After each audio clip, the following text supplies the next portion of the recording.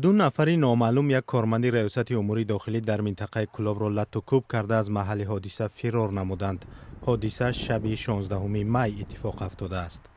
یک منبع در مقامات انتظامی روزی 17 می بر رادیو آزادی گفت که مریم شریفزاده لیتنانت 24 ساله ملیسا که حالا در بیمارخانه بستری است گفته است شبانه در نزد منزل زیستش واقع در خیابان اسماعیل سامانی از جانب دو نفر مورد هجوم قرار گرفت. مریم شریفزاده ضمن پرسش گفته است دو نفر به سر رویش با مشت و لگد زده از جای حادثه فرار کردند. یک منبع دیگر در مقامات کلاب بر رادیو آزادی گفت که حادثه ساعت‌های تقریباً 8 به 9 شب گذشته در کوچه مرکزی شهر کلاب رخ داده است.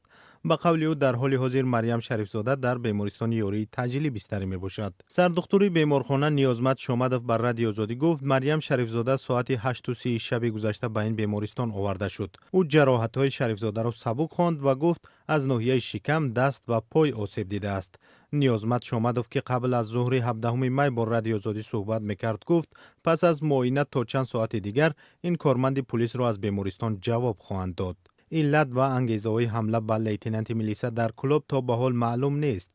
عمر جان امامعلی سخنگوی وزارت امور داخلی تاجیکستان گفت که مقامات همکنون به تحقیق حادثه آغاز کردند. لطکوب این ملیسا 80-100 متر دورتر از محل رخ داده است که شب 13 می به جان یک کارمند 25 ساله کمیته دولتی امنیت ملی تاجیکستان سوءقصد صورت گرفته بود.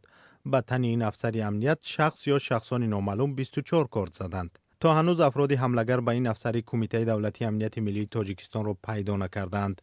دادستانی شهر کلاب با ماده سوءقصد به کشتار نسبت به این حادثه پرونده باز نموده است.